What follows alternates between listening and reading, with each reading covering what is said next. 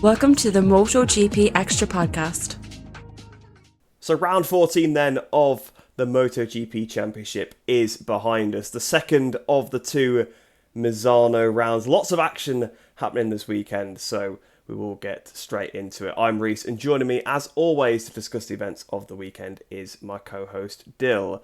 So Dill, obviously heading into this fairly unique situation that we have seen a little bit over the last few years, where we have the same track coming up in the calendar 2 times in a row and back to back as well. Were we expecting a similar weekend to last time, or things a bit different, even with the short period of time with the conditions and the weather changing a little bit as the seasons sort of start to go on throughout the year? You have the kind of two aspects of the track changes, the weather changes, and also people who have kind of maybe gotten the first weekend wrong make a step, and people who've kind of hit their ceiling too early in the first weekend seem to kind of slightly go backwards. You can kind of see it in Moto2. Iogura didn't really have it, whereas the first Misano, and you could see then, for example, Bastianini looked a lot better in the second of the two Misanos. So you get this dynamic, but I think by the time you get to, especially with the GP class, with the Monday test after the first round, by the time we get to the end of round 2, they're just done with the track. It's 7 days on track of a track that's been on the calendar for a long time, so everybody kind of knows it quite well. So I'm fairly sure people will be very glad to leave Misano tonight and not see it for another year. Yeah, I think people will be a bit fed up doing lap after lap after lap in all the categories, but like you say, especially MotoGP with the test in the middle. But of course, first race of the weekend, well, first full race of the weekend, Moto3, we'll get straight into that one. And I imagine, just like me, all of you were screaming at the TV as it happened. Surely he's not done it again. David Munoz did literally a carbon copy of the same incident he did last week, or last round. I cannot believe he did it. But again, fires it through turn 1, goes straight into the back of another rider and goes down. Dill, do you have anything to say about Munoz? You know, we've seen this kind of thing before, but even for him, doing the same crash 2 races in a row at the same corner is a little bit strange. Best part for me was when he kind of finished tumbling through the gravity, like sits on his knees and throws his hands up, as if to say, like, what was that like? As if he was not all at fault. It was just like, how can he? I know the anger and the frustration and the adrenaline, but like 2 weeks in a row, you've run into someone in the same corner. It's ridiculous. It just shows Munoz's weakness. Really is there's no question of his race craft and stuff and his pace, but sometimes there's a bit of a brain fade, and I think we've just seen it twice in succession here. It is what it is. He's probably not going to learn from it realistically. We probably would have said that last podcast that he should learn from this incident, but judging by today's race, he clearly didn't.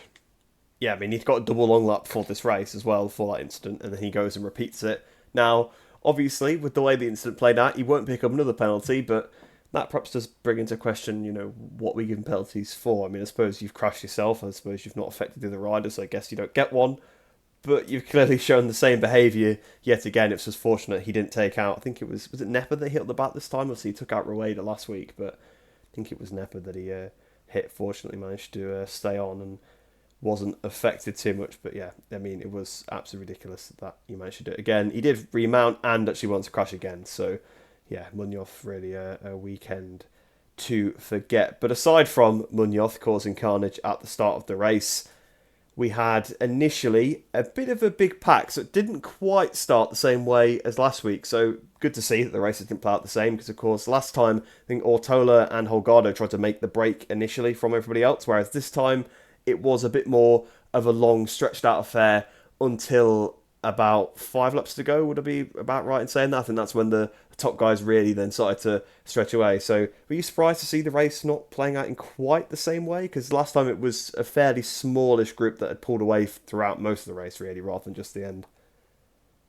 It kind of did the same way I said at the start, where people who've made mistakes at the start last week have been thinking, right, you have a kind of trial run at this race weekend, so everybody kind of knows exactly what their downfall was in race 1, for example. You would have thought that for that Munoz would have been alright. I'm going to be a bit more cautious going into turn 2 this lap or this week, but clearly that didn't seem to set in with him. But I imagine other riders probably tried things on the opening lap and maybe didn't get as good a result out of it, so they try different things and end up people making better starts and cleaner starts. So we ended up with a initial big pack, and it's on a Moto3 bike, a lot of the track is kind of flat out in slipstream, so these bigger groups can be let out throughout the race. And again, past race distance, kind of 8 laps to go. I think I remember the front three, Piqueras, Alonso, and Holgado making a bit of a stretch, and then Colin Vire left in a bit of a lonely P4.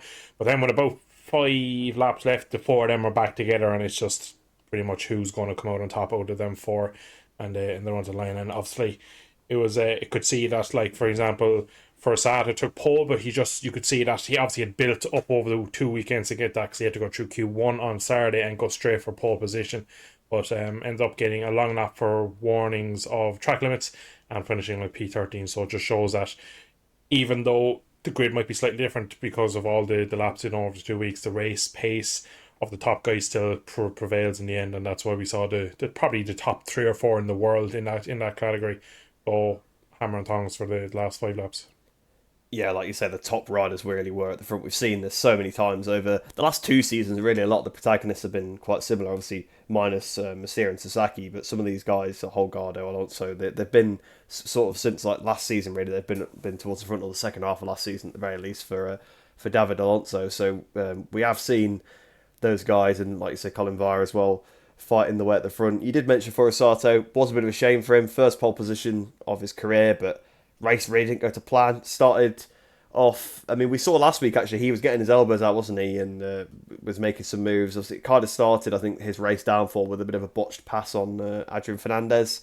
And then he ran off because of that. And then, like you say, he picked up the long lap. So, yeah, I thought I'd just give a bit of a mention to him. It was a shame that his race played out in that way, but sometimes that is just how it is. So, with him on the Honda, struggling a little bit there. Angel Piqueras picking up where he left off pretty much last week. Not quite the same double on lap 2 race win performance, but another podium and really continuing to impress. Kind of shows that the circuits where I think the Honda works quite well, I think Misano is one of them. He can make the difference. He can be up there with them. And I think getting that win, sort of, not even getting the monkey off his back, because I mean, I suppose there was a lot of expectation on him, but it wasn't like he'd come really close a lot of times and not done it. But sort of getting that belief, knowing that you are sort of the guy, and especially with the people he's battling with, pretty much all of them are moving up next season. So he's going to go into next year probably as the favourite. So he's really building that confidence, that momentum. And again, he just looks like he belongs at the front. I mean, to be fair, a lot of the guys at the front are not super experienced. They've not done many seasons, but Piqueras as the rookie still looks like he fits in with them absolutely perfectly. I mean, he looks just as good as any of them. Really aggressive, pulling off passes, just in different places as well. I mean, Piqueras really is showing himself to be a special talent over these last few races. His racecraft really seems to show, because again, he has the offset of bikes, so you start to think that's the kind of maybe usual positions where people make the overtake on a KTM. He can't really do a lot of them, so he has to kind of get creative and make overtakes in more, I suppose, kind of corner speed, sling them onto a braking zone instead of just being in the slipstream, having the power and being able to kind of level someone, I suppose. But yeah, he's showing again that we've had De Costa, we had Ivan Guevara and stuff like that, and we've had the top few riders come through. We see Alonso now is on his way to Moto2, another top rider going through, and he's kind of the next crop of, we'll say, junior GP Rebel rookies riders, another really fast Spanish rider that will be top, kind of tipped already really to kind of go on for success at the top end. And you start to think now we're kind of looking at another set of kind of Pedrosa, Stone or Lorenzo, Davi set of riders where eventually they're all going to be against each other at some point in the top class. You can imagine maybe when the likes of Bagnaia's on his last legs in the class, then you have the new coming guys. You could see Alonso up there. You could see if Ivan Guevara could ever sort out his Moto2 career, I still think there's a good rider in there. I just don't think he's ever managed to do it in Moto2, but he was really impressive in Moto3. Of course, the Piqueras and there's probably a couple of other Jose Antonio Rueda is another one that has real potential. So Angel is just really doing a great job in the Honda. It's a shame he's leaving in a way, because I'd like to see a top rider stay with the Honda team, because I feel like we could end up in a position in the next couple of years where all the top and young up and coming riders won't be on Hondas or anything. They'll all be on a KTM or gas equipment, which will kind of make it a one make series and such. But again, you can't really argue him today. He did really well. It was unfortunate really not to win it in my eyes, but he was just really good, and he showed last week, obviously, or 2 weeks ago last round, what he can do. and again backed it up with shows that it wasn't a fluke or anything like that. And he'll be someone definitely next year that you'll be kind of looking at what Alonso did last year. You could have compared that to Piqueras now, and then you kind of look what Alonso's doing this year. You kind of maybe not expect the same, but you could see something similar from the John Mir kind of replica in Moto 3. Yeah, it is weird every time you look at that, 'cause it's the same team that Mir was in as well, the Leopard Honda team with the 36 on the front. Surely it must be some sort of inspiration by him, because it's just way too slow. Yeah, you'd imagine so.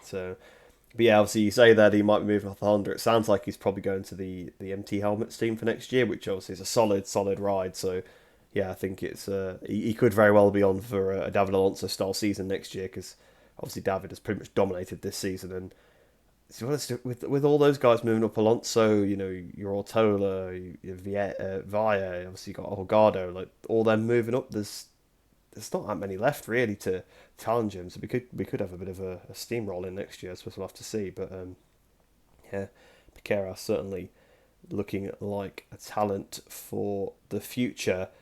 But obviously, speaking of that empty helmets ride, talk about the guy that's currently on it, Ivan Ortola. Last week really looked like he was on it. He was up for a fight as well. Put a really hard move on David Alonso on the last lap of the race, which pretty much ultimately was Alonso's downfall. And over this sort of second half of the season, it's kind of seemed like Ortola generally is the guy that's second in the championship. I know the three guys, I think like Ortola, Holgado, and Via, they're all so close, about 2 or 3 points separating them, and they keep swapping. But it seemed, to me at least, like Ortola's been that guy that's kind of been just chipping the odd point away from Alonso where he can. But this weekend, it was a bit off. It wasn't like he got beat up in the pack or anything like that, and that's why he didn't finish that well. He didn't even get away with the guys at the front. He just didn't seem to have the pace, which was a little bit weird. I mean, I suppose you said earlier on as well, with some riders maybe hit their peak in the first weekend and couldn't improve. I feel like maybe that was the thing for Ortola, because he just didn't really have the pace to go with those front guys.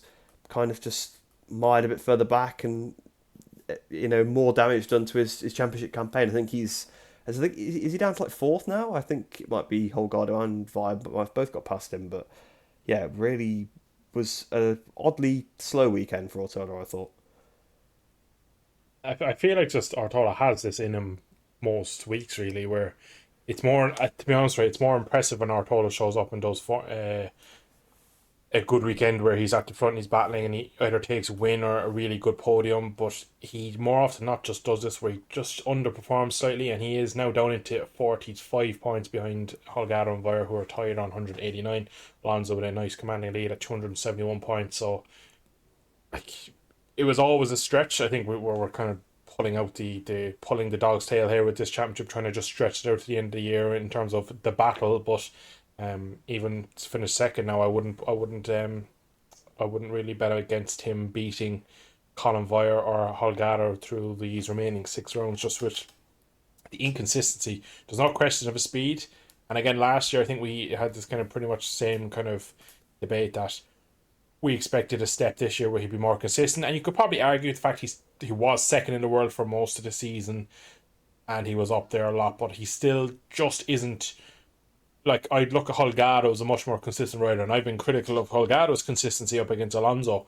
But with Ortola, I just feel like he has these rounds where he just seems to go missing, and you would expect at a track that he looked so good last week, you would expect that it would be not easy, but surely the groundwork was done from 2 weeks ago, that you just turn up and like, all right, fair enough, you maybe take the whole of Friday and try and go the whole different direction with the setup, but you still have data from what you raced on the previous Sunday. So it's a bit of a strange one. Ortola, he has this in it. I wonder, is it a team? But then at the same time, MT team, it is a decent team, so it's a bit of an unknown with him, to be fair.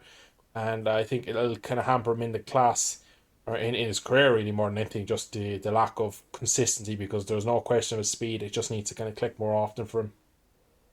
Yeah, there's a lot of riders that have been like that throughout the years, where they've sort of been really good some weekends, awful on other ones. I mean, you said, like we said last year, that there was that period, was it Austin and Jerez, where he did like the back-to-back wins last year, and we're like, wow, this guy's like proper championship threat now, and he's going to be there week in, week out, and he didn't really do a lot else for the rest of the year, to be honest. And then we're like, this year he's swapped to a better team, and surely he's going to take that step, and yeah, he probably has been a bit better, but yeah, like you say, he still disappears. I think that's the problem with all of Alonso's rivals, really. They have races where they disappear, whereas Alonso doesn't do that. like the worst race he's crashed. I think he crashed in Jerez, but the worst race he actually had in terms of performance was when he got like bashed back a few places on the last lap once, but that was it. He's always at the podium other than that. And if you're having weekends where you're down in the second group, then yeah, there's just absolutely nothing that you can do to defeat Alonso. And Alonso, he was kind of burning with that fire this weekend. Obviously, after last weekend getting beat up so much, Amazon, obviously, on that last couple of laps, he was there pretty much the whole race, but he got kind of pushed back a little bit. First time we've really seen that. He kind of righted the wrong, should I say, of that this week, as he was just, on the last lap, he was clinical, got the slipstream down towards La Quercia, took the lead, and then pretty much from there just did a perfect defensive masterclass. He got very, very, Figueroa got very, very close to beating him, but just wasn't able to do it. He just managed to hang on, but he certainly, you could tell that he kind of wanted to prove a bit of a point. I think at this point, he's so far in the lead of the championship, he's not worried about losing some points from crashing or whatever. He's just, he wanted to win that race. He kind of wanted to prove himself. He kind of wanted to come back from what happened last week. And yeah, he did it in a very commanding style, again, showing that racecraft that he's got. I mean, like we said, Picaris is good, but Alonso at the moment is just that cut above everybody else. Alonso has this kind of, what I would call like nearly an internal switch where he goes, okay, now we go. And he just seems to find like another gear. And when he was it into turn... a couple of laps, I think onto the last lap he was passed, and he was kind of passed quite aggressively, and then I was looking and going, right, like the ragged's going to drop, he's just going to go hell for leather, he's either going to win it or bin it, and he more often not wins it. He is very good at going to, I think we've probably been slightly critical that he's so fast that he can kind of go over the limit of these tyres and kind of maybe destroy him over a race run, that he feels like he can consistently do this sort of pace. We saw it in previous races where maybe didn't have the race management that he needed and was out too far, too fast. But it still shows that in the last few laps of race, if he's kind of managed the tyre right, he can still extract so much out of a worn tyre and just find his turn speed that is unmatchable, and his racecraft is truly second to none. And that's why we're sitting here at this point of the season, going to the flyaways. He has a massive lead in the championship, and again, we're kind of looking at our watches now to kind of see, it's like, oh yeah, it's not done yet, but it's going to be a matter of time, and again, it's going to be well deserved. And I'm interested to see, because he's a very small rider. I just want to see how he gets on in Moto 2.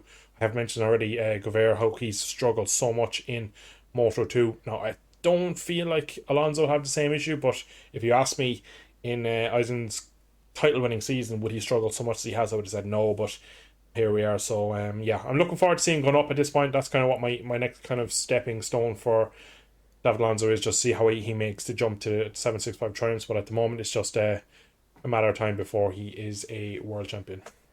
What round do you think he's going to do it at? That's the burning question. Chang.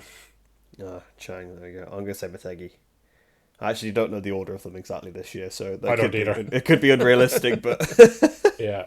I also was like, I don't really know which one, but I was going to belt out one of the flyways. I know Malaysia, Phillip Island are later, and I think Chang... Malaysia's always the last one, I know that. Yeah, so I'll leave Malaysia out of it. I know it'll be done. Like, he's 80 odd points now. I'd imagine he's going to get it close to 90, so I reckon when we get to the fourth last round, he'll do it there, and I believe that is Chang. So that's kind of the way the thinking is. Motegi and Chang are around the same age, so I'd say one of us will probably be right, I'd imagine. Yeah, it all depends what happens at Mandalika, which I think he could quite convincingly win there if it's a bit lack of grip. I reckon he could have like a Jorge Martin race from last year where he just kind of he seems very good at leading them sort of races, and I think if he can get to the front, he could do something similar about the crash. Yeah. I was gonna say. I mean, I'm sure he won't want to do the crash. Skinnier tyres in Moto 3, so it shouldn't be as bad. Yeah, the racing line's like double for them. It's great. Yeah.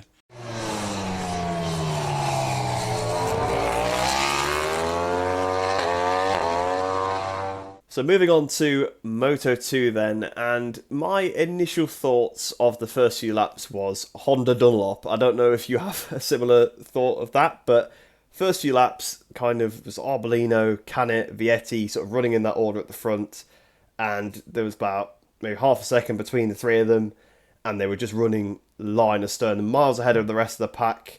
There wasn't really a lot going on behind. Like, Agora had been dropped. He had a pretty decent gap over Aldeguer at that point. I think Dixon had fell off, so he was out of the position that was like behind them. So there's quite big gaps. Like the first half of the race, that's all I could think of. That it was like watching Rabat, Kallio, like back in the day. I don't know if you were thinking the same, but did you think the start to the Moto2 race was kind of a return to the past, but maybe not in a good way? Yeah, it was definitely one of those races where you were kind of thinking, right, can we just fast forward to 6 laps to go and someone maybe try something, because you could kind of see, like, even it looked like Aldeguer behind the front three seemed to have a bit of space over Agora, and I was kind of keeping an eye on that gap because, again, Agora being the championship lead, you want to see how far he would drop back if Aldeguer could pass him. But he kind of just got to him and just kind of stood there. It was a whole weekend of like, you needed a real massive kind of offset and speed to be able to overtake at this track, even in the Moto2 class, which is a bit of a shame.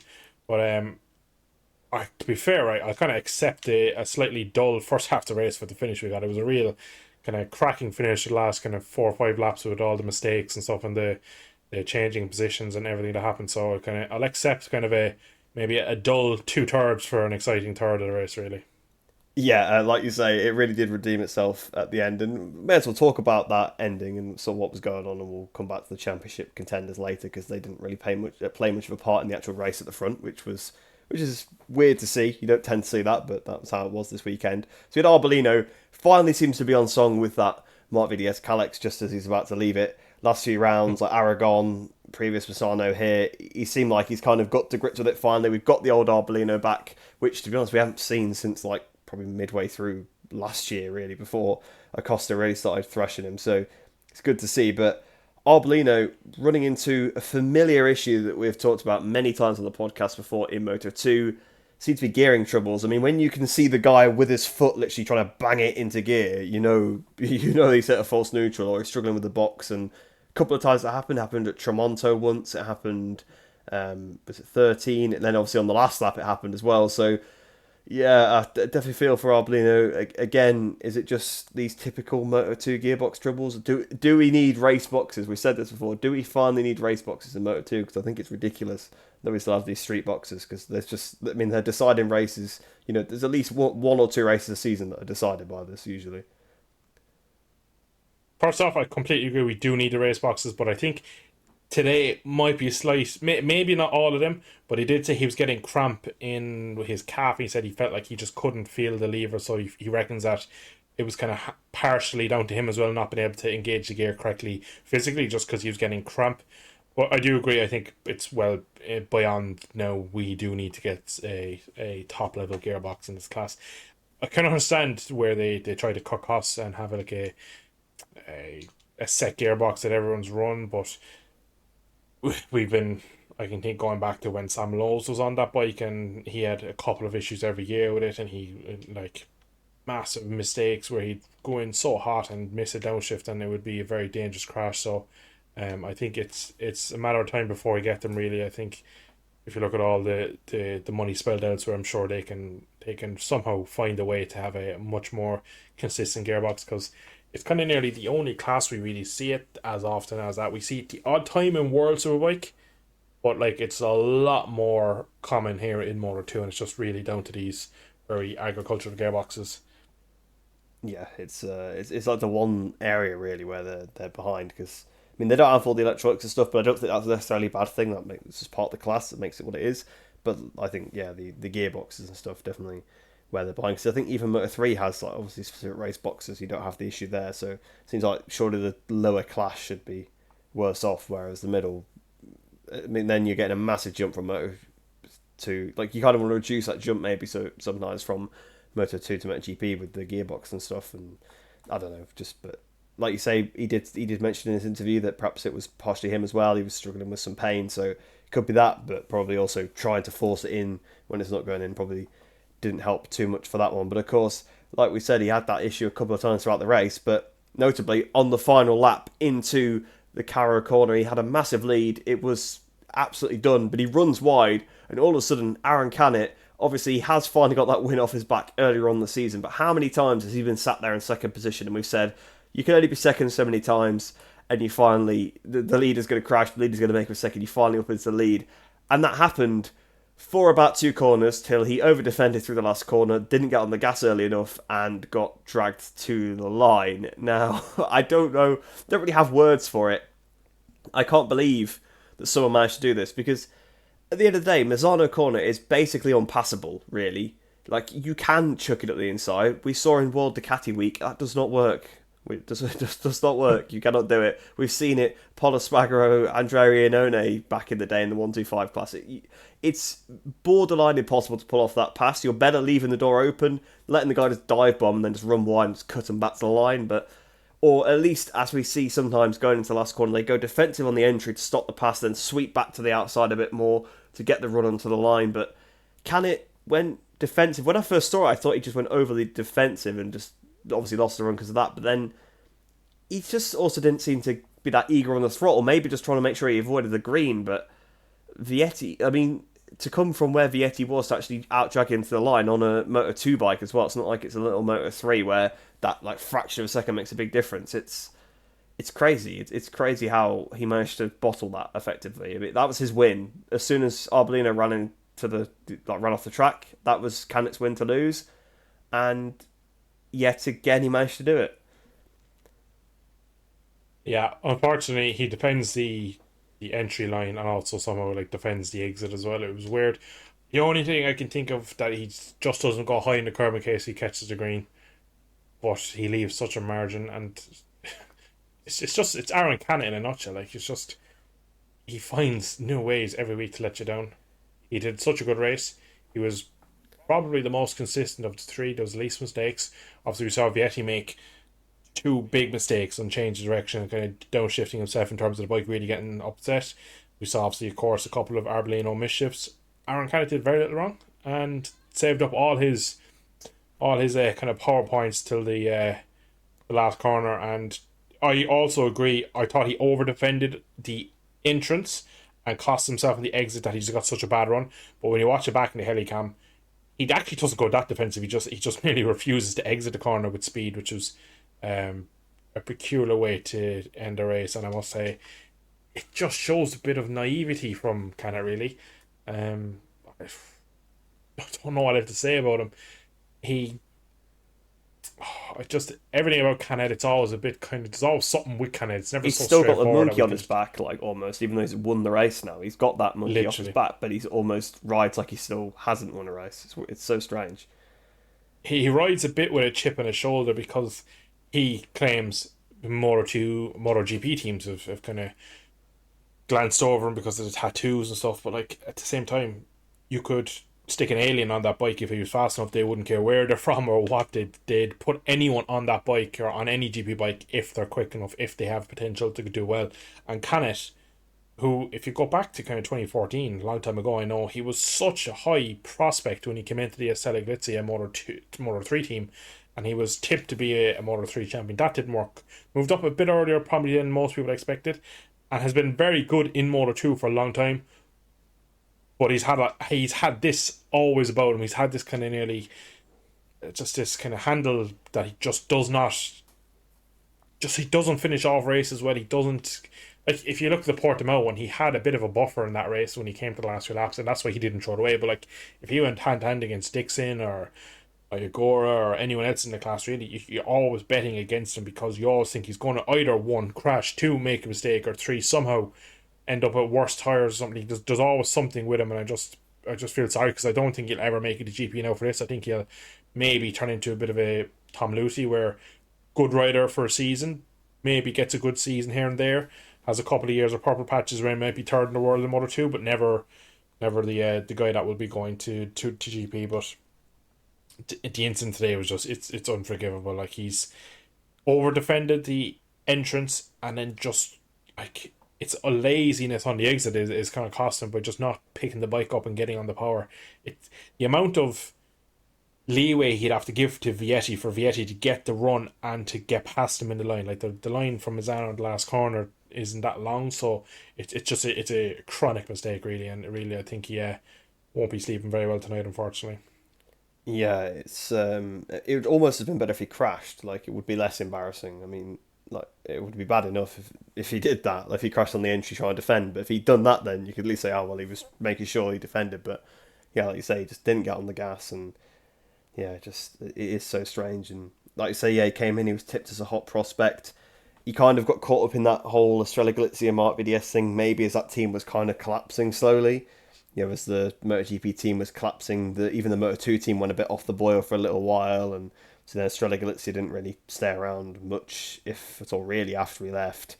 And so he kind of had to jump ship from there. Obviously, he went to Max Racing, and he lost to Dalla Porta in the Moto3 Championship, which probably looking back now was fairly telling.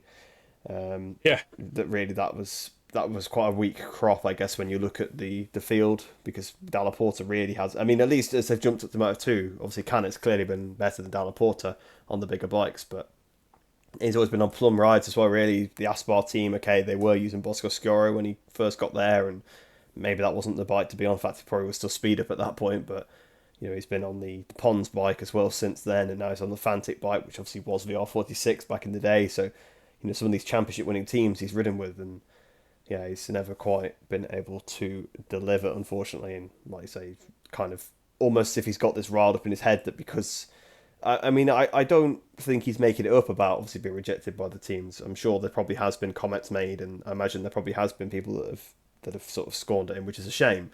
But I feel like if that's the reason he solely thinks he's not in MotoGP, then yeah, I think that maybe that's why he rides the way he does sometimes, because he just tries to think, oh, you know, I'll prove it, I'll win this, and yeah, that's maybe not the best way to go about it. But of course, the guy that dragged him to the line, Celestino Vietti, bounces back from last weekend where his pace was good last weekend, crashed out trying to catch up to the leaders.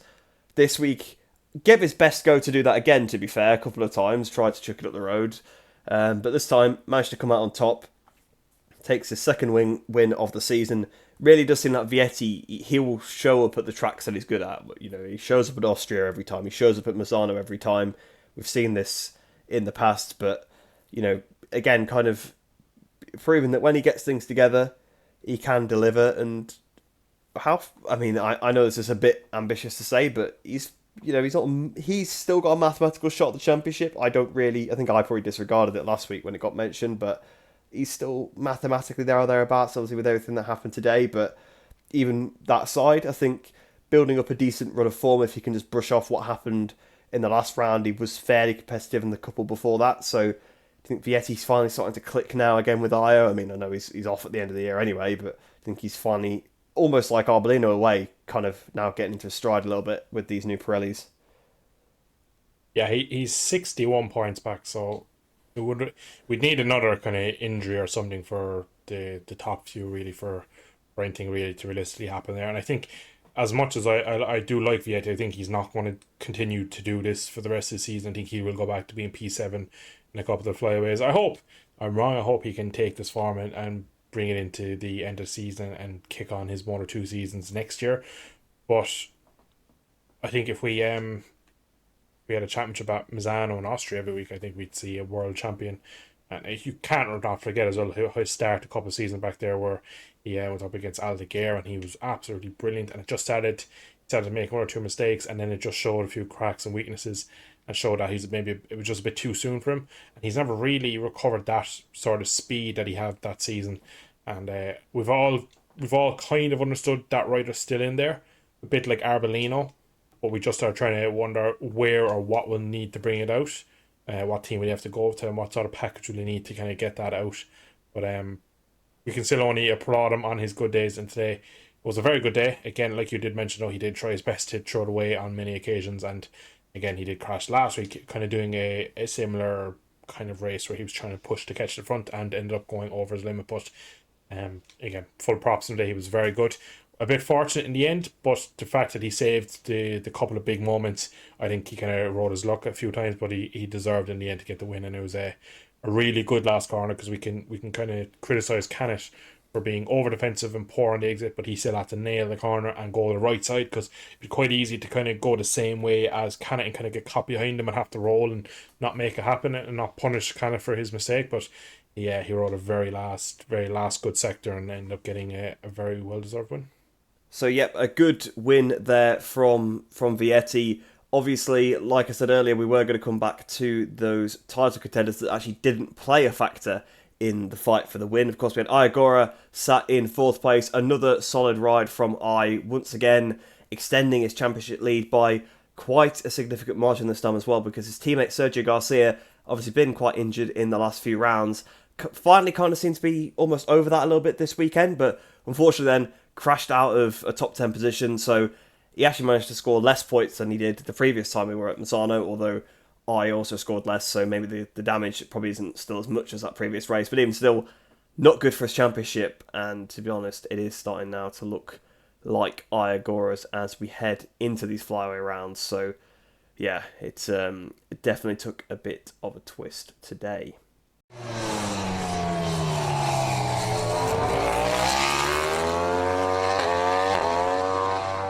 So on to the MotoGP class now then, and obviously with our little break in between the last 2 rounds, we have had some news, so we will quickly cover that one first. So the first thing then, a new circuit has been announced for the 2025 calendar. Balaton Park in Hungary. It's also been announced for the World Superbike calendar as well.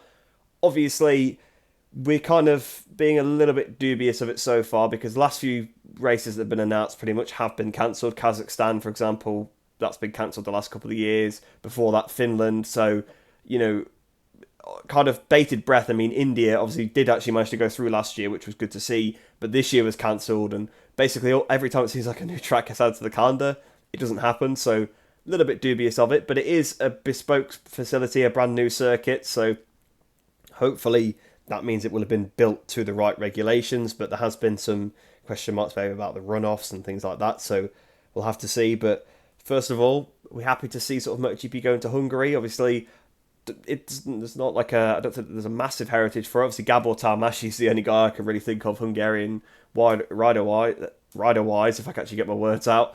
But it's always good to see MotoGP go to different country, allowing some different fans to go and look at the race and hoping that it does go ahead. We've seen the track as well. It seems like a decent layout, but there is always the question marks, like I said, with the cancellations we've had the last couple of years. Yeah, it's been 33 years since Grand Prix racing was there. We've only ever had 2 Hungarian GPs.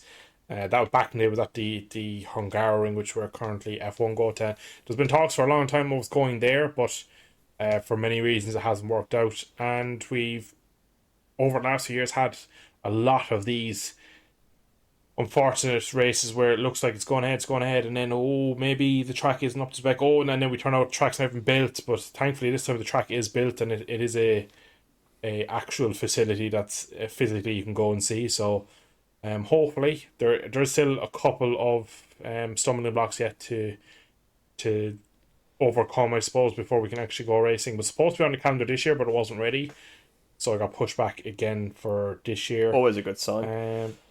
Yeah, again, there's already been a few attempts and misses already from the host Dorna and the track. So you just wonder, will we ever go there? So I'm hopeful. Again, more tracks, more nations, it's always better.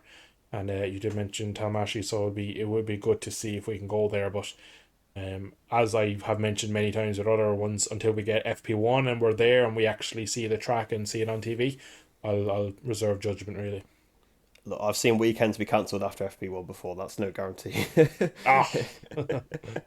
Until that checkered flag is waved at the end of the race, we do not know whether it's properly going ahead. But obviously, speculation over whether that will be cancelled. We do know something has been cancelled, though, unfortunately, and that's the new 2025 front tyre by Michelin. It was brought to the Misano tested by, I think, all the riders in a half an hour window, because apparently everyone refuses to test this new tyre. Why you do that, I don't know, because surely if you think, this tyre's coming in next year, surely you'd want to get as much data on it as possible for building your bike. But obviously, I guess they kind of figured that if they refused to test it, it wouldn't come. So well done, teams, I guess. Well done, you're going to make the racing more boring for a little while. But yeah, it sounded like there was positive. Well, Pekka Bagnaia really liked it anyway. I think everybody else was a bit mixed on it, saying it felt a bit weird. But Bagnaia really liked it.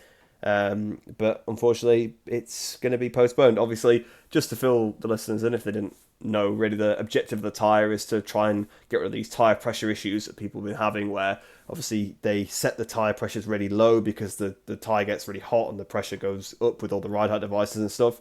So this tyre is kind of trying to defeat that. So one, we shouldn't have people having to drop back and be stuck behind each other because they can't pass, and two, we shouldn't see any of these tire pressure penalties anymore, which is obviously great for the racing, great for the viewers, great for the riders because it's more safe, but apparently nobody wants to test it and they haven't got enough data on it, so they've postponed it now, so it's not coming in for next year. So we may get it for 26, the final year before ride-out devices get banned, and it's not a problem anyway. So great, sounds fantastic. It's a bit of a weird one because from what I can tell is that for the teams to test them, they have to nearly give up their own testing slots that they'd be using normally, is what I've kind of seen, that they haven't been given allocated time to come and not use one of their testing days to test it, and we've ended up in a situation where nobody wants to test it. Michelin haven't got data, and we won't get the tyre, and it's a, as you mentioned, it's a lose for everyone really. I don't think there's any benefit of not getting this tyre because we haven't had a front tyre in a long time, and again in the last 5 years, 4 years, 3 years, I suppose, mainly the class has made huge jumps forward in terms of technology and just the way the bikes load the tyres. So we need a modern day tyre to contradict and combat these modern day problems that we have with these bikes. So it's a massive shame that we are not getting it, really, to be brutally honest, and it is disappointing because as we get into sprint and for most of this season, the racing has not been great. As much as I love GP, the racing has not been the reason I'm watching this year. You're nearly watching for the story. And there's been very few races. I'm sitting here right now thinking I can't think of any great race this year. I can think of Jerez, Pecco and Marquez. Was about it, wasn't it? Can we think of anything else that there wasn't wet weather involved? Austin was pretty good. There was a lot of chopping and changing Austin, there. Yeah. Which but then almost again, is wet weather. That weird track. Yeah. Yeah. So Portimao was okay, I guess, as well. The early races before they got all the data dialed in. Yeah, literally. Again, before all the testing and before everything kind of gets dialed in, it's not too bad. But at the last, we'll say 5, 6, 7 rounds have been kind of, oh great, woohoo. Yeah. Then yeah. Not the Aragon was fairly interesting, but again, surface is again though it was kind of one of those conditions weekends where like it wasn't a fully dry weekend from FP1 to the race where we saw 6 riders having a chance to win. We saw a track that was unfit for purpose and a guy who was really good in them conditions. It was kind of the situation there. But I kind of am accepting the fact that until either something has to give, we're going to get a new front tire, or the regulation change, we're not going to get good racing done. And like, even to be brutally honest, even if you look at Superbikes this year, World Superbikes and BSB, I don't think the racing has been great in them either. I think it's been a pretty average year for racing. To be honest, Moto 2 is probably one of my standout classes for the year. Really, I've really enjoyed watching that. Yeah, it has been. It has been a lot better this year. So Pirelli, thank you. Pirelli Motogp, maybe. Let's not go too far. I think we'd get shot for suggesting that. So. Yeah, you suggested it. I'm distancing myself from that. So you think, yes, it's great. So I know actually they're riding off 5 seconds a lap off the pace of these opening 5 laps to reserve the time at the end. Oh dear. But yeah, I mean, like you say, the racing has been a bit of a problem, and that carried on to this weekend, unfortunately. The sprint race was pretty much playing out the same as the one from the week before in terms of the fact that, like, Martin was leading, Bagnaia was behind him. Bagnaia couldn't pass because I guess he hadn't made the same mistake with the pressures, but again, looked like it was so difficult to pass. I don't think it was fully to do with the tyres and stuff this weekend. I think Misano is almost a bit like Jerez, that's been said the last few years, that it's kind of been outgrown a bit by the MotoGP bikes these days. I think it's so narrow now that it's so difficult for them to actually pull the passes, but pretty much sprint race was pretty dull until Martin got a track limits warning, which made him run wide through turn 13, allowed Bagnaia to get back through, and then we basically had a continuation of the same, that Martin was unable to retaliate for the same reason, that it was so difficult to pass and so difficult to follow, that was it then, pretty much. So we got, what was it, like 7 laps of one guy leading, and then probably about 6 laps of another guy leading, and that was about it. Was not, very much like last time's sprint, not particularly very interesting.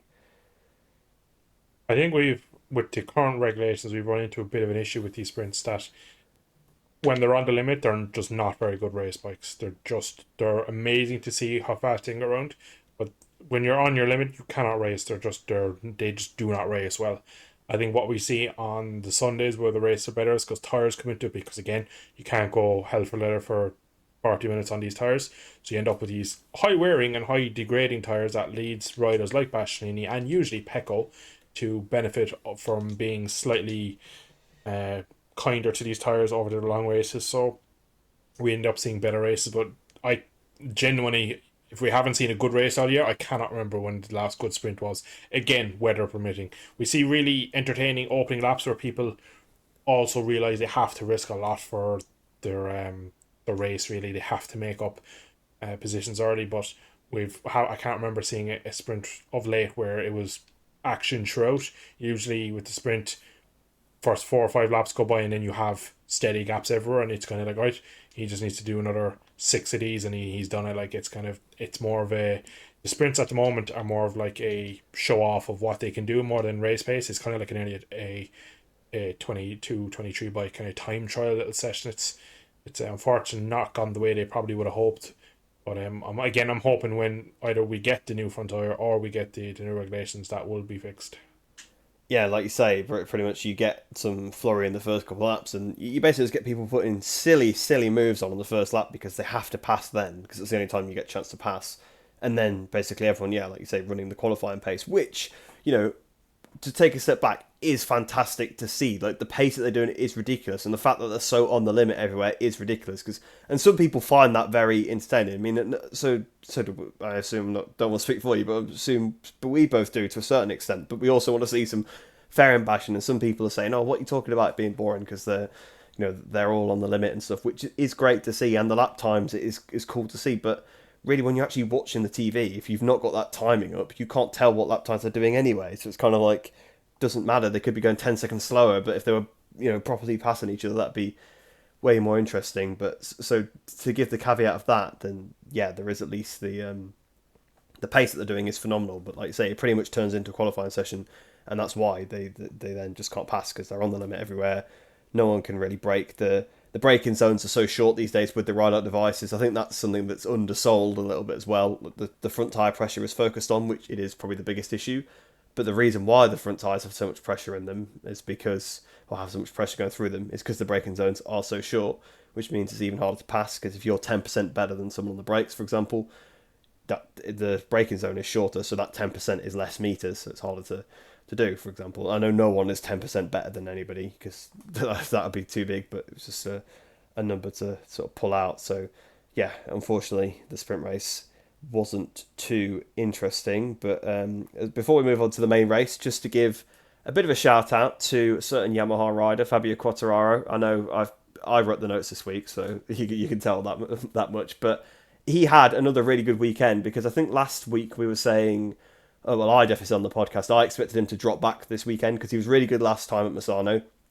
But Yamaha did a test previously at Misano, like just before, so I thought they had a starter set up. He got through to Q2. Get through to Q2 changes your weekend, so that therefore put him in a better position. But no, everybody had a test, so everyone had got parity on data, really. Any advantage they had from having that test previously is nullified. And if anything, he was even better this weekend. He was straight through Q2 once again, was battling up there with the KTMs like he was last week. Actually was running in the top 5. Literally, he was going to finish 5th place, which I think is amazing on a Yamaha at this point. Like, when was the Yamaha's last dry race top 5? It was probably like Mandalika last year.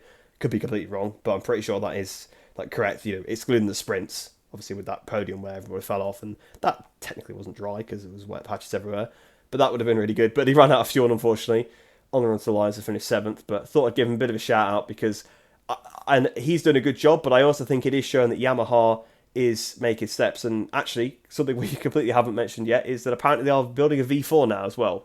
We don't know when that's coming. It's something they're testing, may never come. It's obviously just experimentation at the moment, but again, it all ties in with the fact that it seems like Yamaha at least are making steps, unlike Honda, who don't seem to really be going anywhere. Yeah, Yamaha's V4 is definitely in the works. Whether, again, you kind of asked the question, whether we'll see it. We'll only ever see it if it's head and shoulders above the current inline. Now, they've had so many years of building the inline 4 engine that it's going to take something pretty special. When Suzuki pulled out a couple of years back, it was kind of a missed opportunity for Yamaha not to grab pretty much every engineer that developed that inline four that Suzuki had. Because if you remember the last year they were in Grand Prix, they had a very, very competitive straight line Suzuki with the straight across the frame four-cylinder engine that Yamaha have. So it would have been really interesting to see what they could have gotten out of that. Locatelli's crew chief. That's what they got out of it. They got they at the time they signed Tom O'Kane, and he was hailed as the man that was going to fix him, and now he's in World Superbike as a crew chief. So I don't really. This is one of these Japanese decisions that you just don't really get. I don't know how they can kind of like he was to kind of give Tom O'Kane. He's actually an Irishman, believe it or not. He's to give him his kind of full title. He has a doctorate in engineering and all this kind of crazy degrees behind him, but he was the man that basically was behind the Suzuki engine and behind all their kind of engine development over the couple of years before they pulled out. They signed him, and now he's a crew chief in a World Superbike team. So not even their primary focus. So it's just a bit of a weird decision from them overall. I'm not really sure why. Again, the ins and outs we'll never know. Maybe they clashed straight away and he said you need to do this, this and this. They weren't kind of willing to do it. Maybe he came in and was like, you need a V4, forget this inline stuff.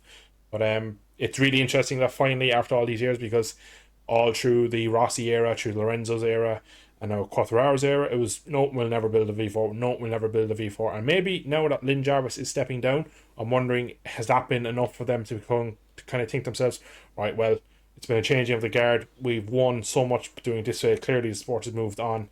We need to try and at least try and build a V4.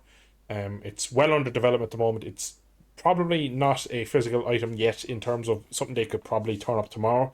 A lot of people are saying if they are developing, why don't they just completely sacrifice everything, run around 3 seconds off the back with this V4 engine? But we'll never see this V4 engine unless it is convincingly more important than, or not more important, kind of more successful than what they currently have.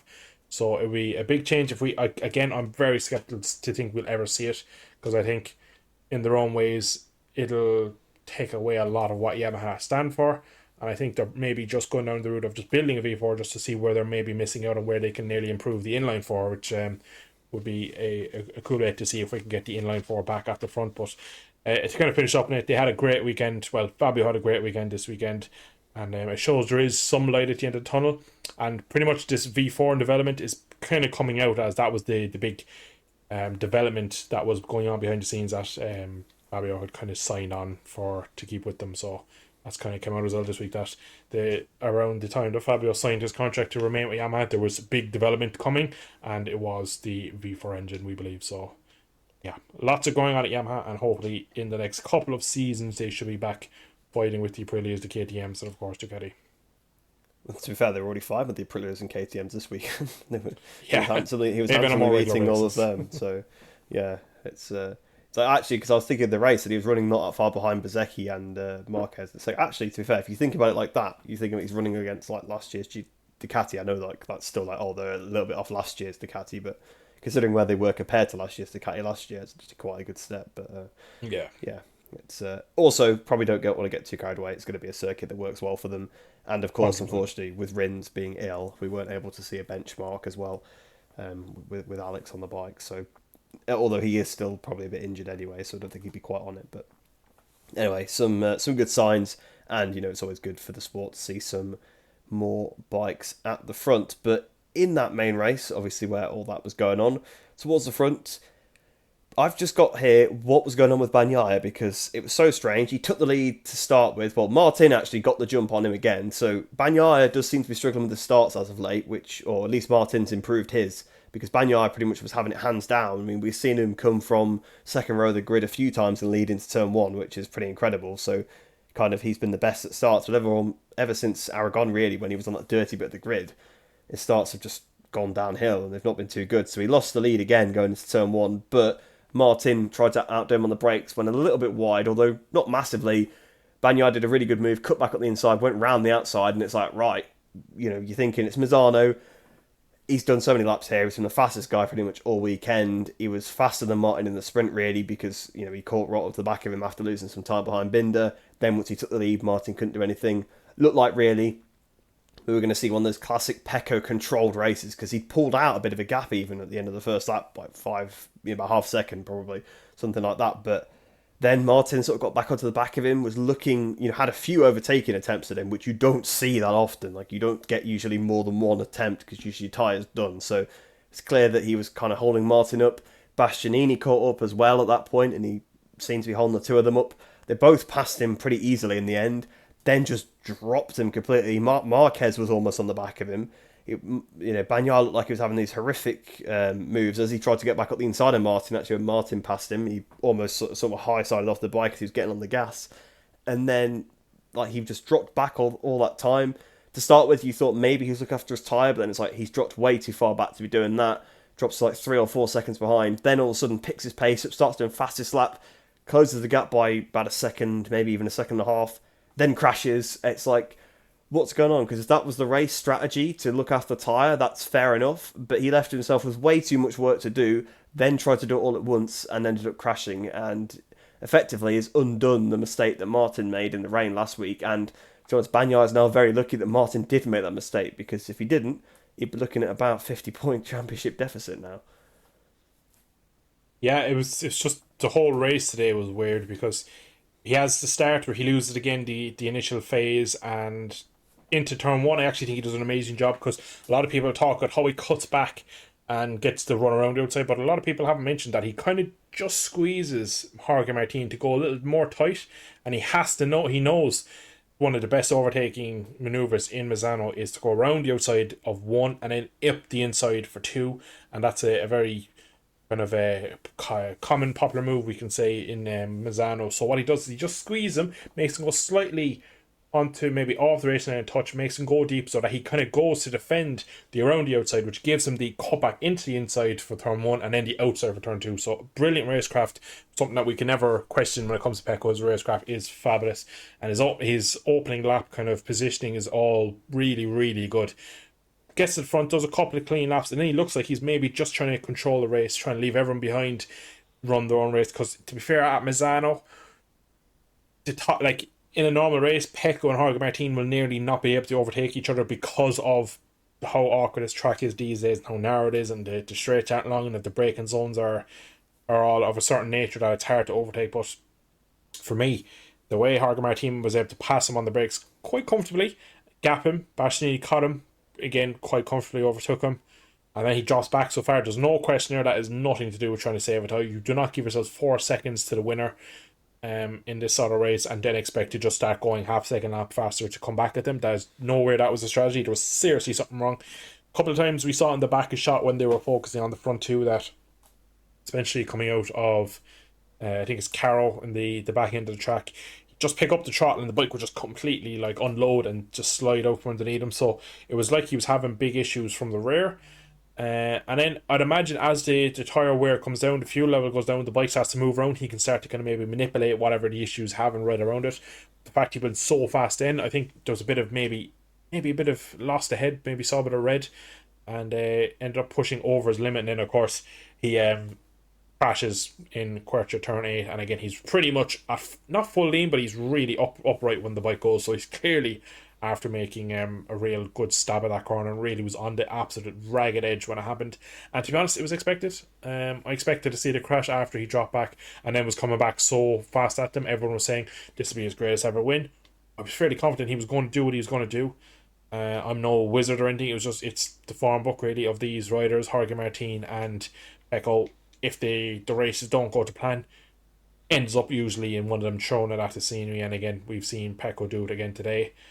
In terms of the crash, I've tried to do a bit of digging to see what he has kind of said about the crash. He said nothing was normal about today. Again, that's kind of the typical Pecco cryptic answering a question without saying anything. What does he mean nothing was normal? Does he mean the bike wasn't right? Does he mean that there was a tyre issue? So we're still unsure. Maybe by the time we get to Lombok next week, we'll know more what the issue was. But it was clear after 3 or 4 laps he had some sort of, I would say, a tyre issue, potentially mechanical issue. You never know. The fact he managed to get back up to such a good speed would just start to make you think, surely it can't be a tyre issue, or surely it can't be mechanical. Then again, it must have been something, because there's no way Pecco at Misano drops back that much and leaves Bastianini pass so easily, and everything that happened, you just say that it wasn't a Pecco issue, it was something else going on. But then again, at the same time, he seems to get this more than everyone else. If we go back to Le Mans, he had it in the sprint. I know it was technically, he was after crashing going onto second bike, had a bike issue. We've seen in other races this year where he's had these issues before, so maybe we're giving Pecco a bit too much credit. Maybe there is these mistakes in him, and we kind of always end up looking for the tyre or mechanical. Maybe he just doesn't perform week in, week out like we think he does. But at the moment, anyway, he's 29 points, I think, behind in the championship, and it's going to be a hard sell to get that one back. But this championship, as we've said for weeks, and was going to be won by whoever makes the least amount of mistakes. It's kind of no other way of saying it. It's not down to who qualifies. It's not going to come down to the sprints or the main races. It's all about who can make the least mistakes between now and the final few laps in Valencia. Yeah, it did seem like a weird one, and like you say, it did kind of look maybe like he'd crash, but you'd just think if you dropped back that far, you were suffering or something, like you would just kind of almost accept third at that point. Take the points. It would just be better. 100%, yeah. If you're that far behind. But like if he was maybe like a second and a half, 2 seconds behind, it's like, okay, if you think you've got the pace, then maybe you could try and bridge the gap to them. But yeah, he was going to be like pushing really hard to catch him, and then trying to pass him would be a different thing. And although I suppose sometimes when you got the momentum, you can just almost ride past because you've just got that, like, you know, you're not being held up by them at all. Whereas if you sat behind someone for ages, you get held up. But yeah, it did seem like a strange one. Maybe it was a setting issue because, like you say, it couldn't really be mechanical because that wouldn't have improved itself. It couldn't be the tyre. Well, I mean, maybe the tyre could have got out of its temperature window and then him riding around slow brought it back in. Maybe, because we have seen that they do seem to, it kind of messes with the tyre when you spin up, and like, you know, like we saw it with Martin last year in Qatar when he went off the line, he span up. We saw it with Bagnaia in Aragon a couple of weeks ago. We did see that when he tried to square back off Martin, he had a big snap, so it's almost like maybe if you do something like that, it destroys the tyre. I don't know, does seem weird. Maybe he did just have like the settings were wrong in the bike or something. The engine braking was set wrong on the traction control, and he's managed to fiddle with it in the race to get it how it should be, or at least to be more comfortable and try to improve. But yeah, from what he was like 3 or 4 seconds behind, it was a big gap, and he had taken a big chunk out. But yeah, it was almost inevitable, I guess, at that point that it was probably going to go down, because it seems almost more like Bagnaia when he has these kind of races he goes down. I feel like Martin crashes more from the lead, which is a weird thing to say. Bagnaia can like ride the lead with someone on his rear tyre for like 100 laps, like no problem. Whereas I think Martin crashes more when people do that to him. Whereas Bagnaia seems to crash more when he's maybe the race hasn't gone his way and he's trying to gain the time back. I don't know. Like he seems to make the mistakes there rather than when he's leading the races, but or he makes like rash decisions. I think maybe that's the issue. Maybe when he gets annoyed, but either way, it puts Martin now back in the driving seat of the championship, going into the rounds that last year favoured him quite heavily. So yeah, it's almost, it is a little bit of an uphill struggle for Bagnaia now, and he's not a million miles ahead of Bastianini either, because Bastianini's about 60 points, is he, off the back of Martin? So if Bagnaia's nearly 30, he's about as close to his teammate as he is to Martin at the moment. So he's also going to have to be looking behind a little bit, because maybe before he could have relied on the fact that in the last couple of rounds, maybe Bastianini would help him. Not that I think he would at this point because he's leaving anyway, but he maybe had that cushion. But potentially, is that now gone with how close they are in the championship? Yeah, especially after today's race, when it shows that Bastianini is definitely up for himself. And I think we will see, obviously last year we saw in Sepang he was very good. I think in the low grip of Mandalika, I think he could be a potential victor again, because low grip tracks usually are pretty great, abrasive and end up wearing tires. So I think he could be someone that could benefit a lot from these tracks that maybe aren't worn in as much and as used as much as the other tracks. So definitely towards the end of the season, he's going to be thinking, well, I don't know when I'm going to have a chance to win again. I want to go with as many wins as I can this year and show off my can I have my stock value as high as possible before I make the jump to the KTM. So yeah, I think Bastianini won't play ball at all. I think maybe if it comes down to the last race weekend this season, they get to Valencia and there's 3 points in it, and I think Ducati will ask of him that if he can have any input, have it in Pecco's way, but I don't think they're going to ask him to give up rate. They can ask him, he won't. He won't do it. He won't have any. He doesn't have any kind of any any meat in the game, you could say he's gonna want to be everything for himself. He wants every one of these races. So if he has any chance of winning a race between now and the end of the year, he's going to take as much opportunity as he can. And again, maybe in the last race of the season, if he has some way he can maybe help Pecco, I'm sure he might.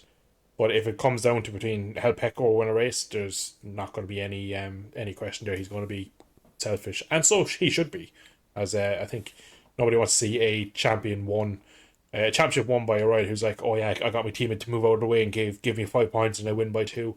I think, especially for Pecco, I think it'd be pretty disheartening to win the title by getting your team to kind of pull strings on track for you.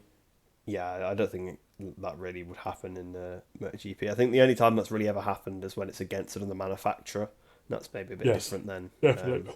It's like, especially when internal, like it'll be first team, first championship, like since like Stone or whatever. When they were doing that with Fabio, like of course they were gonna, the Ducatis were gonna help, and it was kind of to be expected. But they actually played that quite well that year because they didn't abuse the power they had of the extra bikes, which was nice to see. So hopefully, again, they'll keep out of it, because I suppose they probably wouldn't be as bothered if Martin wasn't on his way out, but obviously he is, so they probably are a bit more desperate for Bagnaia to win than they perhaps were previously. But we'll have to see, like you say. And I think he will struggle to win at the low grip tracks, actually, because we've got Marquez on a Ducati now. We saw what happened. I still think at them tracks the GP23 won't be close enough. I think he'll be closer, but I still think, like, look at him today, like, he was nowhere on a track that this is a really high grip track, so... Yeah, true. There'll definitely be a swing in his favour, but I think unless it's Aragon levels, I don't think he'll be as close. He'll be in with a chance, but I think a Bastianini who has nothing to lose will be equally as a good target for him. Yeah, that's true. I think it'll be a interesting battle, but probably we'll see it next week play out at Mandalika when that's super dirty. We'll see how that actually goes, but. On to the incident that I'm sure you have all been hoping and waiting for us to bring up. It's been a bit divisive. I think there is more people on one side than the other, but there definitely has been some different division I've seen, and I think from the different riders as well. Although I think that also kind of depends on who they're friends with, more than necessarily their views. You swap the riders around, and I'm sure some people's opinions are a little bit different. But on to the last lap. Martin obviously had been leading basically since he'd led since he overtook Bagnaia. Bastianini, to be fair, had been sat behind him for basically the entire race, but on the last few laps had really started to get close. And I think Martin had kind of lowered his pace once he got told that Bagnaia was out. I think he just focused on trying to defend rather than trying to run a hot pace, because it's just risky to run that kind of pace. He wanted to still get the 25 points, obviously, but at the same time, I don't think he was willing to maybe take as much risk. But down towards the Rio corner, Bastianini went for a move. There was a bit of contact, and Martin ended up running off the track. Bastianini, I think, also ran off the track as well, but he took the position. Last lap move, really went for it.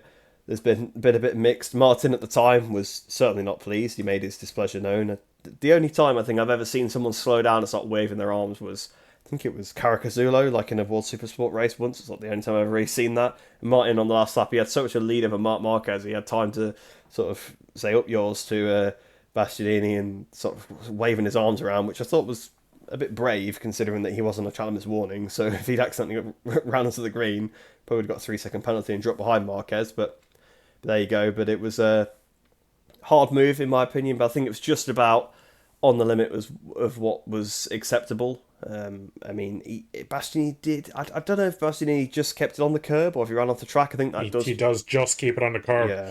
As he looks to the left to see where if Jorge Martin is still on his bike or not, he does go on the track. So I think if he wants to, he keeps it on the track, but he just looks over Jorge Martin, and that just lets him step off the edge of the curb. Yeah, he's still on the track like past the apex really, so that's kind of the point that matters. I think it changes a little bit if for me if he runs off the track, because then it's like, well, that's a bit too much of a dive bomb. But yeah, for me, that was just about fine. Some people have said that's over the line. Martin still thinks so. And to be fair, if you were him, you would be annoyed because you have been leaving out of the way effectively, which, you know, is supposed to be non-contact. But at the same time, it's last lap, you got to go for it. And if you penalise the people when there is a little bit of contact, no one will ever go for a move because they're scared to get a penalty and it'd be boring. And, you know, we were just talking about how boring the races have been. So seeing someone send out the inside on the last lap, that's the kind of thing we want to do, what we want to see. obviously, yeah, bit of a shame, I guess, for Martin that he was on the receiving end, but I'm sure he now knows. He now knows the sort of the rules of engagement, and I'm pretty sure he knocked off Bastianini earlier on in the season at some point. So, everyone dishes it out, everyone takes it. I'll pass it over to you, Dill, see what you think about the incident, but for me, it was just about okay. I suppose for me, I don't really have much of an issue with it. It's an aggressive move, but from what I've seen from the other riders, it's pretty unanimously the correct decision that pretty much every rider is like, well, that's kind of what we have to do now. A lot of riders saying kind of if you put the camera on kind of P14 every lap, you're seeing a lot more of them overtakes.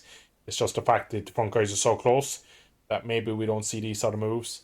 It's just the current way these regulations are and these bikes are. You have to nearly have contact every time you go past. It's very rare you can make a clean pass, especially at the track in Misano. Misano is a great track, a very good track, but not really a great MotoGP track anymore. It's not been a very entertaining track for a couple of years now because it is so hard to overtake here. For me, the biggest issue, and I said it to you before the podcast, is just as it happened, I had shades of Loris Baz, Alex Lowe's in Mandalika, where he did the doctor's dangle, and Alex Lowe's front wheel hit his leg and snapped his leg. Jorge Martin's leg just comes back onto his foot peg a couple of seconds before the initial bit of contact where kind of he bobbles. Yeah, I think if something goes wrong there and we're talking about an injury to the championship leader, then there's huge kind of controversy over it. But for me, I think it's a lunge. But Jorge Martin also goes very defensive very last second. As he gets on the brake, he jumps for the apex and leaves Bastianini nowhere to go, even if Bastianini's going wide. So for me, I don't see anything wrong with it. I think he has to try. It's Bastianini on a Ducati for the final time in Italy. If he wasn't getting hit there, he was going to get into turn 8, and if it wasn't turn 8, he's getting into 14. So it was inevitable he was going to get one of these overtakes or these attempts on the last lap. I completely agree. I understand how he feels. He feels like he's been punted off the track, and he has been for an extent. But I also understand that you cannot barely overtake on these bikes anymore. So I don't want to sit here and think, oh my God, it's a terrible overtake. He made contact, barely kept it on track, penalised back to get all this. I think Pedro Costa summed it up pretty much perfectly, saying that all the greats have made these type of overtakes, and he's spot on. Look at some of the most historic Valentino overtakes. They were never the cleanest or smoothest. Same with Marquez. He's on plenty. I'm sure Schwantz has plenty clips out there where he's picking people up. So, yeah. Kind of Robin's racing really for me. I don't really have an issue with it. Yeah, it's like you say. It's a classic thing. I mean, Jerez 05 is probably a pen, to be fair. But Jerez 13. Yeah, Jerez 13 is not as bad. It's not as bad as Jerez 05. But... It's not as bad, but he also did it to the guy who was named after that car. Yeah, that's the weekend it got named after him. There's more contact in 13. Yeah, that's true. The contact is bigger. That's true, yeah. Maybe Gibano overreacts a bit in 05. Yeah, exactly. Yeah, it's also, it's different back then as well. Like, the rules are a bit more wishy-washy, which, yeah, it's good to see. I mean, you can't sit there and complain saying it's a boring race, and then when someone goes for a pass saying, oh, there should be a penalty. So, exactly. It's one of those things. Like, for me, it's just about okay. I think if he'd blown the corner himself, then it's like, yeah, you've just completely punted him out the way, mate. That's not really fair. But yeah, it's just about, I think, within the limits. And like you say, Martin did sort of close the door on him, so yeah, it's hard to do it. And like you say, you've got to make. He's committed to it. Like, there's nothing else. You can't back out. You can't back out. If you grab the front brake more to try and not do it, like, it's one of those things. It's better that he went for the move. If he tried to back out something, he'd have just wiped them both out, which I'm sure Marquez would have quite liked, but probably, yeah, 3 for 3, and Bagnaia, but yeah, jeez, exactly. Would have liked that very much, but yeah, it was interesting. But we'll have to let the listeners decide. We'll have to put a poll on the old Spotify and see what people think. I think most people are okay with it, but I have seen some people complaining about it. And see, like I said, I think the rider allegiances have played out a bit. Like, unsurprisingly, Aleix is very much against it. But then, yeah, you've got some... He's against all sorts of racing, though. That's true. He doesn't like anything like that. I think he perhaps would... Yeah, exactly. Yeah, if it was him on the receiving end, it would have been more than some gestures, I think. And Martin did sort of calm down after part Ferme. He did take it quite well. To be fair, considering like we've seen him. I think he soon realised that he has a nice chunk. Yeah, in the championship, and I think then that kind of just takes the edge off of losing 5 when he's gained such a. It's gained 20. Basically, his Misano mistake in the rain is gone now, so Yeah, he got his mistake kind he's of back rectified. where he needs to be. Yeah, it's always nice to see like the respect. Like they did shake hands after the race and stuff. So it's it is what it is. I mean, there'll be people that go on crying about it, but that's just the way it is sometimes, isn't it? It's always good to see some good aggressive overtakes. But there you go. Then that is pretty much everything then for the second Misano Grand Prix, the Emilia Romagna Grand Prix, if I'm not mistaken. So not San Marino this time, but there you go. I'm pretty sure that is the Grand Prix name. But we will see you next week for the Indonesian Grand Prix.